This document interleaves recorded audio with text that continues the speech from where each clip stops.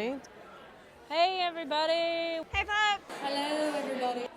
People in the back. Welcome, everybody. Welcome to the Inner Loop. Welcome, everybody. Welcome to the Inner Loop. Without further ado. Okay, so without further ado, we're going to get started. We should get started. We're Yeah. rambling. I'm rambling. We're going to get started.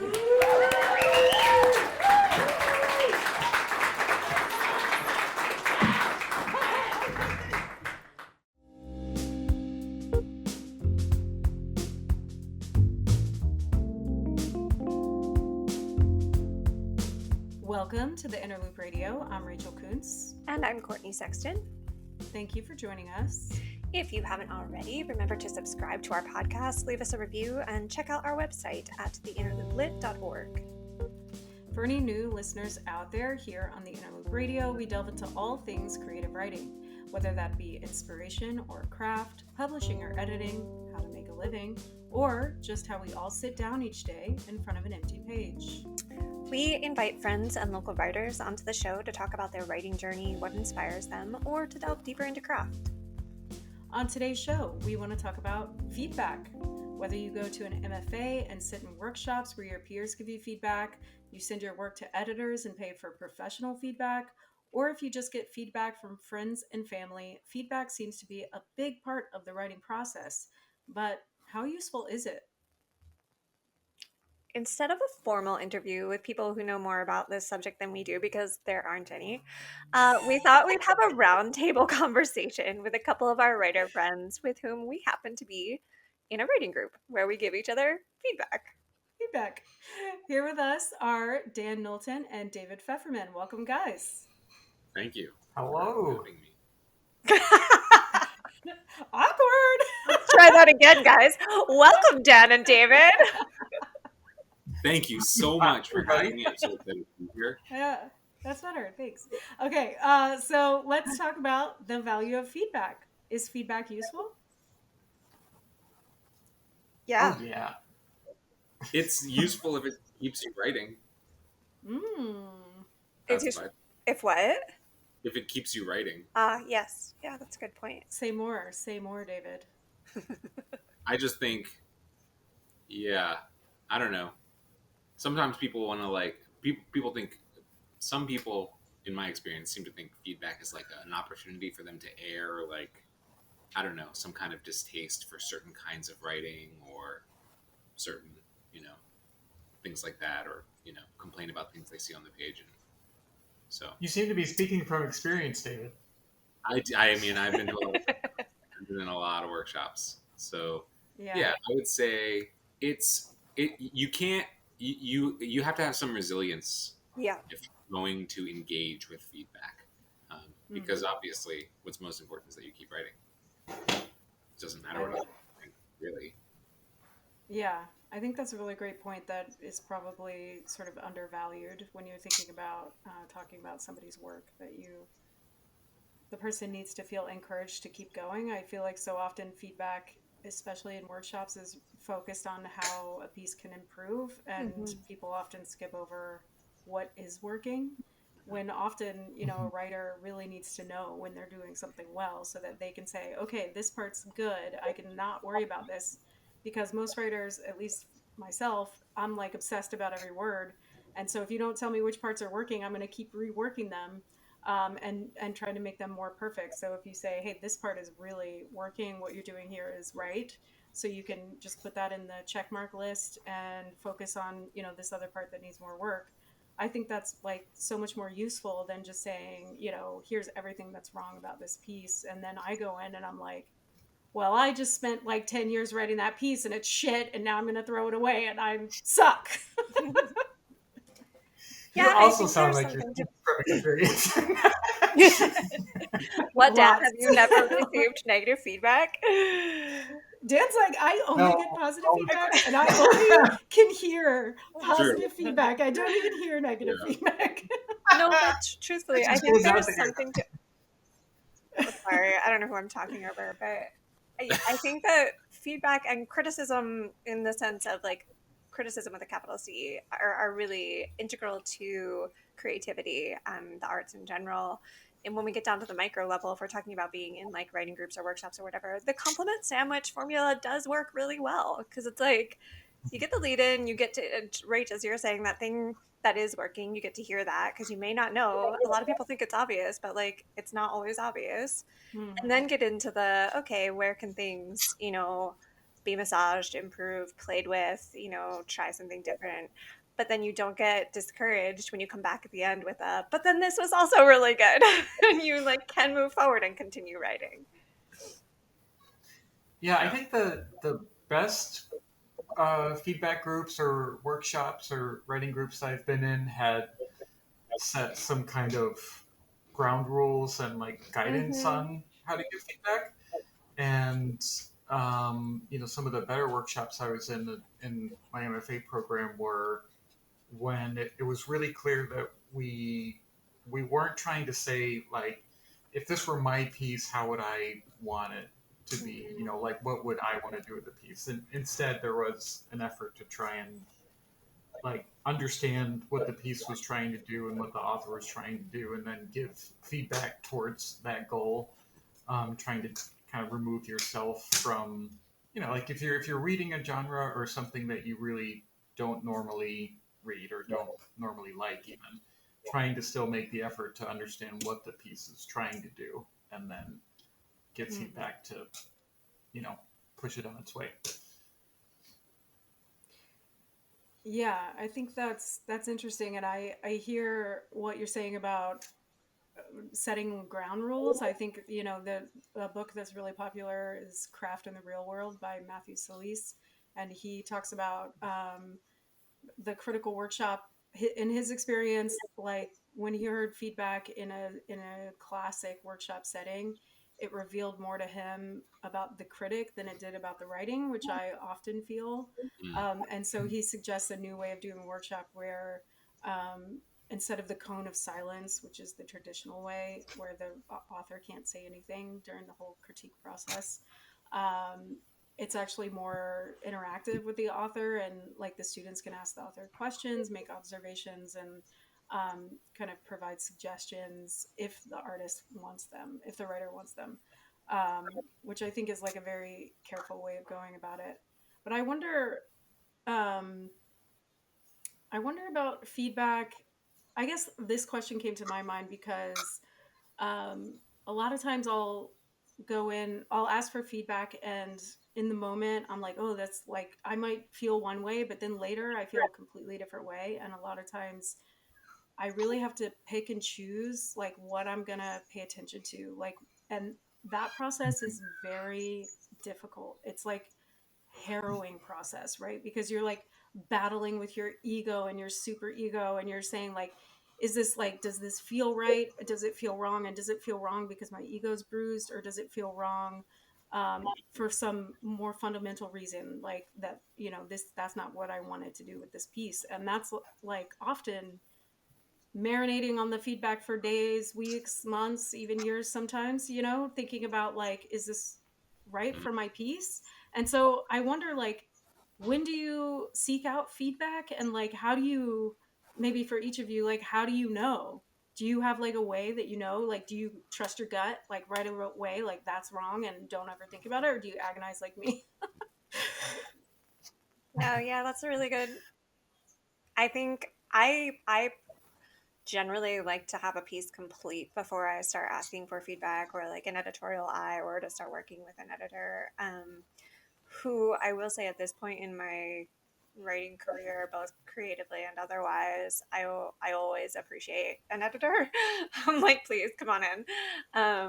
I think in thinking about feedback I've gotten over the years, there is usually two types. One, I'm like, nope, you're wrong. like that, like just no, I'm not receiving that because it's not where I was going. And the other is usually affirming something that I already kind of deep down knew wasn't or was working. And so it's kind of nice to get that reflection back to like gut check. Yeah. Yeah, I'm thinking of even the last time all of us were together talking about a piece, and it was Courtney's writing. And I feel like it's by the end, like between our group, we had like a couple instances of suggestions or feedback that were kind of polar opposites. Like, Yeah. oh, you should, blow it open and go this direction, or like, no, make it more specific here. And I think that happens a lot in writing groups. Yeah. You get feedback in all sorts of different directions, and so it can kind of, I think, right after a workshop sometimes make you feel like I should just give up on this piece. Like, I don't know what to do with all this feedback. So Yeah. you have to kind of give yourself a little space, and also just don't feel like you have to. I think if you come out of a workshop or an MFA or something trying to please the whole room with what you're writing, then you're not being true to what you are trying to write, and you're gonna try to please everybody in it. Yeah. Yeah. Yeah.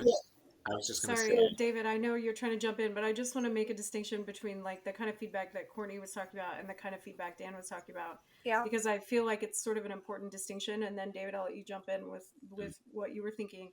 Like Courtney, I think was talking about like super professional feedback, like you're at the level where you're like ready to publish and you're getting feedback from an editor. And that's one kind of feedback, right? To me anyway feels very different from when you walk into a workshop with something that might be on the first draft or maybe second, and you're kind of like and the group together is like tossing around ideas of which direction you can go, which is a completely different kind of feedback and may or may not be helpful to you depending on where you're at in your writing. Like maybe you're stuck and you're like, I don't know what direction to go, can we just bounce ideas around? Maybe that would be helpful. But if you go in not looking for ideas and people start throwing your ideas at you, it's like, what are you doing? I don't need this. That's not what I wanted. Anyway, so David, you were trying to jump in. Yeah. I guess maybe there's like a big difference in sort of maybe writing styles that makes a difference for Yeah. what kind of feedback would be useful for you, because a lot of the time I also feel, well, first of all, when people are bouncing ideas around, when you get two polar opposite types of views, you get like, I hated this, I loved this. I feel like a lot of the way that you can receive feedback is in seeing how much people engaged with what you wrote rather than what they're specifically saying, right? So you can sort of read the room, like were people really Yeah. into it? Even if people sort of, I mean, obviously hating your work is not something you want to see in a workshop, but even when people are not happy with what you wrote or somebody didn't like it, right? There's a difference between people being like, I don't know, I just didn't like it, and people being like, why did this person do that? Like, why does this have to happen this way? And like disagreements on like story or what characters are doing can almost be sort of up, like in a way, kind of viewed positively. And really that gets down to like, I guess I look at things that way and I sort of take feedback back that way because my writing style is not so purposeful and guided. I'm not sure that I'm capable of taking like somebody's idea for like what I should do long term and really just doing it. Like so much of the writing process for me is kind of feeling it out as I'm writing, like what the characters would do, what the characters would say, and like what feels inspiring and fun. And so it's kind of like you can work towards things in the long term for sure, um, and but the way I do that is sometimes I almost work backwards, right? So I'll start at that point that I wanted to get to and write that scene first, and then sort of try to fill in the gaps. Yeah, for sure. Where I want to end up. And so if I've like written that far forward scene and then people want me to do things and I'm like, no, that doesn't make sense for where I was trying to go, it's sort of harder to implement that kind of feedback. Right. But I guess I would say I would try to think about it, I will Don't consider lie. it. Don't lie just because we're in a writing group together. You don't have to lie to us. I will considering what you say about my work. That's the attitude I feel like is important to have in a workshop. I ultimately have to write it. So Yeah. No, I think what you're saying makes sense. I'm taking a class with Melissa Febos, who's like this amazing nonfiction writer. And she was saying, like, when she asks for feedback, she's very careful about when she asks for feedback. And she knows like who she's going to for certain feedback. Like if she just wants like a pat on the back to keep going, she goes to certain people, you Yeah, know. there's definitely different people. Yeah. On your list of like readers. Yeah. And then when she's seeking serious feedback, you know, she's very careful about it. But the thing that she said that rang true with what you were saying, David, is that um, all the like outliers she just ignores. And the when people are saying like similar things over and over, like in a workshop setting, if many people are saying the same thing, those are the things that she pays a little To bit more focus attention on. to. Yeah, Yeah. that's a really good point. But I wonder, just thinking about this and like my own agony over feedback. Courtney, you and I once interviewed this poet, Paul Fateau, like a few years Yeah. ago, and we were talking to him about poetry. We're like, "What is poetry? Like, tell us, you know, what are you trying to achieve?" And he's like, "Well, poetry just is trying to make you feel something. Like, did you feel Yeah. something? He's a cool dude. Then I did my work as a poet. Like, you felt something." And so I wonder if we, as like prose writers, could just go into a workshop and be like, "Did you guys feel something? Did you Did you feel that? Did you feel? Did you just feel something?" I don't. That was my Well, pen caressing your mind with its genius. Don't worry. I will say, poetry writers do seem to have a certain something when they cross out of the poetry genre. You know, there's something different about like a poetry writer's prose, and you can kind of see. Yeah, no, I agree with that. Difference. Yeah. Yeah. Yeah. Totally. Yeah, but I think kind of a couple of those points together. David was talking a little bit too about those moments when you're getting lots of different feedback on different ends, or you can kind of read the room and see who's invested or not. It can be kind of fun when you get people starting to like argue about your Get riled piece, up. like Yeah. yeah, because then it's even if it's not if like the whole room is not on the same track, it can still be kind of fun because clearly they felt something and they're invested Yep. and they need to speak their mind about what they think this character should do. And I think that can, if you can take yourself out of it and just like appreciate, wow, these people are really invested in my story, even if they're kind of giving me feedback all over the place. Like that alone is kind of can be a positive takeaway. That's such a great point, Dan. Like that isn't that the whole purpose of writing, is to get people invested in your story and your characters. And so it's such a good Yeah. observation. Like, oh, they're invested. I did something right. Right. I It's used to okay. try to think that way when I was submitting things and getting rejections, and it was like, well, I got the rejection. That meant somebody read it at least. It was like, it's not good feedback getting a Oh rejection, God, but that's it's nice that like, depressing. no, you gotta look for the silver lining when you're collecting I don't like the direction all that the turned, Dan. rejections. We were gonna end on a high note, and then Yep. you add that, and that No, was no, depressing. like anybody reading it is sort of a No, it's a victory, high note. right? Come I feel on. like in a way, a workshop is like a captive audience. You know, I'm like, somebody's going to read it now. Yeah, All right, yeah. guys. Feedback is feeling. Let's move on. Yeah. All right, thank you, Dan and David, for chatting with us. But we can't let the guys go just yet because we've got a writing exercise coming up. So stay tuned.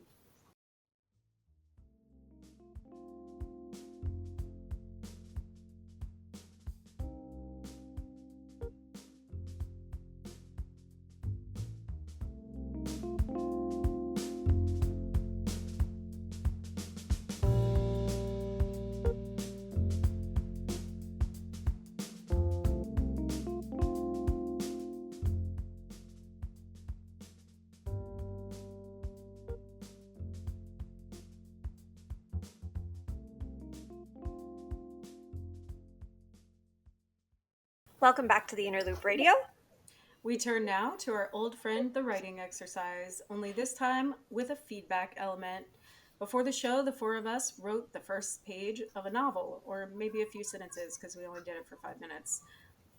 Not a novel that we're actually working on, unfortunately, but a fictitious novel made up on the spot. That's how you know they're going to be really good. So even though this is super raw work, we did trade pieces and give each other feedback. And we had to give one compliment and one suggestion. So now we'll read each piece and the feedback, and then the author can decide if it was helpful or not. And since this is going to be such a harrowing experience, I will volunteer to go first. Okay, so here's what I wrote in my 5 to 10 minutes. The turn onto 295 was harrowing. The word harrowing. That's come up several times tonight, right? I don't know why I'm having such a harrowing experience. The turn onto 295 was harrowing with the latest construction and the merged lane truncated, so June had approximately 15 seconds to assess the flow of traffic and measure her speed accordingly. She executed the maneuver without so much as a ragged breath. She floated between sluggish cars, grunting semi-trucks, and oblivious SUVs until she found an open lane to accelerate to her usual 10 miles per hour above the speed limit. When she thought about driving logically, she knew it was the most dangerous endeavor of her daily life. One misjudged spatial awareness, a single distraction, and she could be crumpled amidst steel and glass on the side of the road. In the rest of the menial tasks she performed on a day-to-day basis, she was actually quite cautious, warning her daughter against tripping, for example, or running with a toothbrush in her mouth. So she wasn't sure why the threat of very real injury and most commonly death by automobile accident didn't faze her.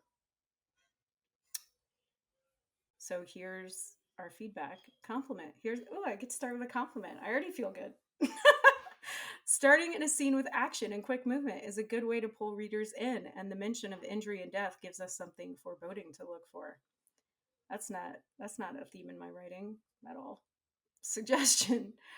You could try staying in the action for another beat or a couple more sentences before we get into the narrator's inner monologue to ratchet up the movement and tension. I actually get that feedback a lot, so I was trying to just get to that inner monologue as fast as possible. It's your style. That's my style. I like to get you in and then immediately get you into my thoughts. Yep. I vote helpful. I think that was useful. Yeah, I think that was useful. I'll add a sentence. That's easy. I'll add a sentence or two. No problem. Yeah, there you go. All right, who's next? David. Oh, shit. All right. Okay. This is something I wrote. All right. I've been to several balls before. Grand candelabras tied up on the ceiling with 50 to 100 candles each, a fortune.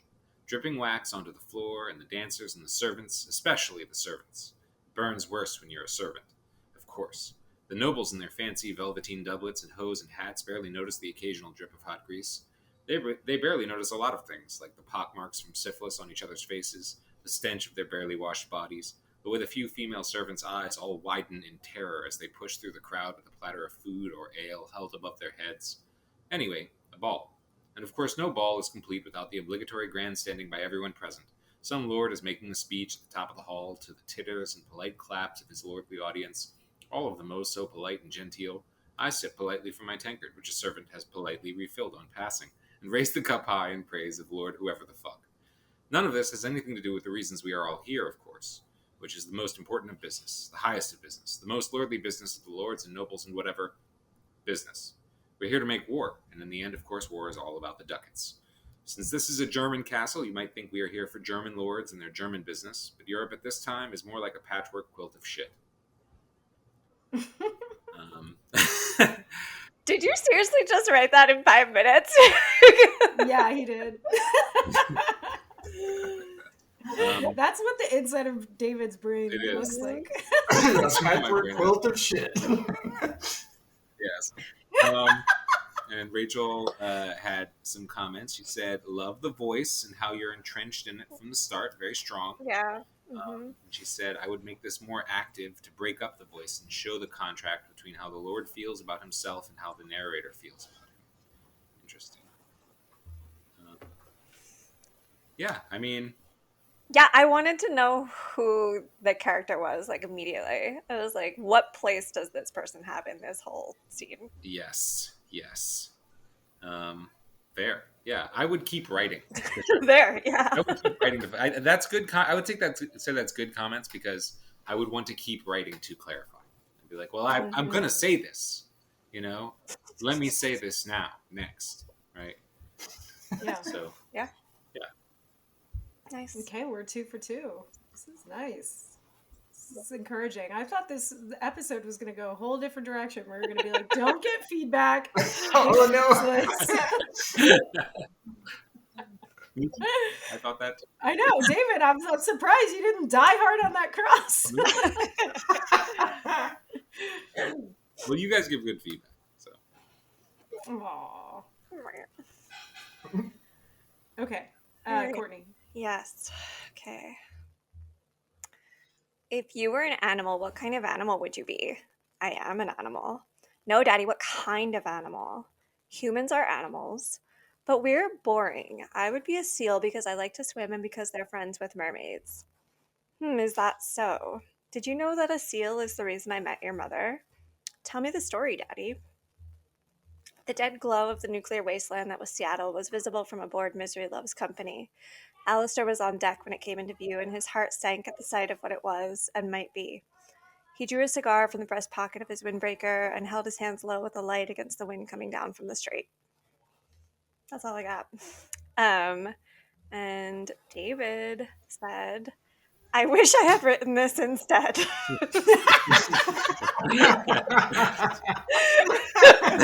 Which is the highest of compliments, I would say. Love the ambiance and the hints of time travel and apocalypse. The beginning was good. See, the thing is, this all just like what I'm watching and reading right now is infiltrating my brain. I was there. Yeah.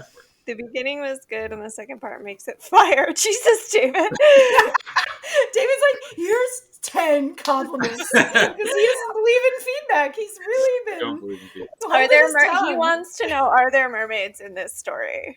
And I don't know is the answer. So Well, yes. maybe there should be.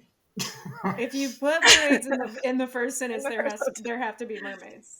No, I mean, like, again, like your excitement is like really palpable, and you're a writer who like is more in this genre than I am, and so I appreciate that because it's like totally foreign to me, and I'm just like, is this really ridiculous? And you're like, yeah, but I like it, so hopeful. No, it's not ridiculous at all. It's like the beginning of. It's the beginning of something great. That's what I said. Yes. Yes. So, listeners, if you need encouragement, call Talk to David. David. His name is David Pfeferman. All right, Dan, bring us home. All right. I also wrote a little bit about traffic, which was fun to see Rachel and I both doing that. All We had a right, mind mine's meld. very short. Here we go. I tried to brake, but I wasn't quick enough. The truck, an old Ford, appeared from the side street to my right and swerved across the empty street, a roar of tires and exhaust, in what had otherwise been a quiet late-night drive back home.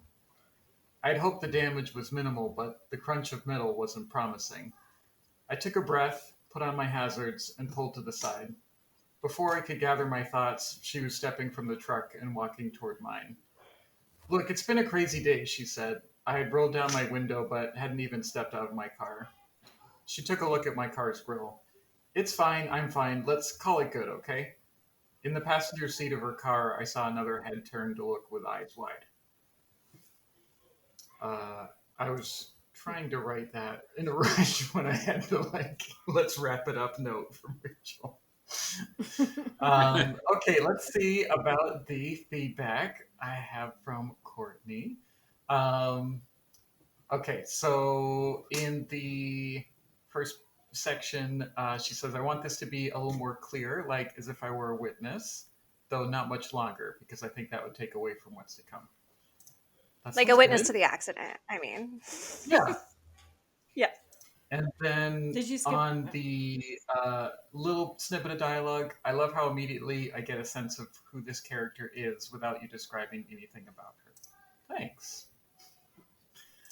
Yeah, I think that's helpful. I have no clue, what this is or where it's going, and kind of just wanted to start in a scene because that's sort of usually a exciting way to start. But thanks for the feedback, Courtney. I'm glad I was able to Yeah, Dan. make. Happy to give it. I feel like this says a lot about like all of our different experiences at the moment. Like Dan and I are clearly commuting a lot right now. That's so true. Yeah, I was in an All accident we kind can of think about. recently. I Were was like, you? I'll write about that. You were in an accident? Oh my god. Yeah, not this scene at all, but yeah, no, I'm fine. It wasn't a major one. I'm glad Yeah, you're fine. we're all good. Yeah. I will say one more thing Yeah. about feedback.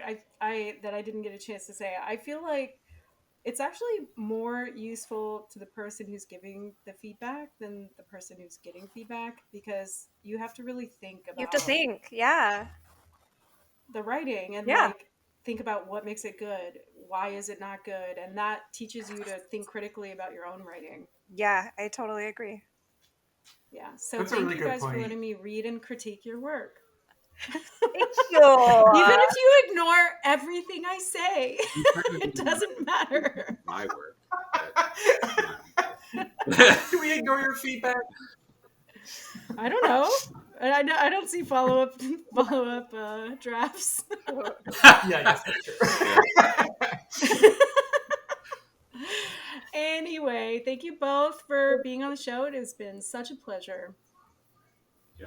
Thanks. And thank you for having us. You guys are so fucking awkward. So awkward. That's our show. We will be back next Monday with an inspiration takeover, where a local writer takes over the podcast to give us an intimate look at their writing process. If you would like to learn more about The Inner Loop and all of our programming, visit us at theinnerlooplit.org, where you can also donate to support us and local literature. You can follow us on the socials, Facebook, Instagram, and X at The Inner Loop. Today's episode was produced by me, Rachel Coonce. Our theme music is by Andrew Logan, and our technical advisor is James Skinner. Thanks again to David Pfeferman and Daniel Knowlton for joining us on the show.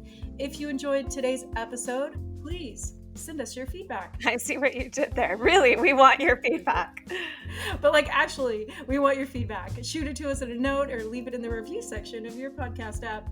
And don't forget to subscribe. Subscribe So you can get inspired, get focused, and get lit. on the Inner Loop Radio.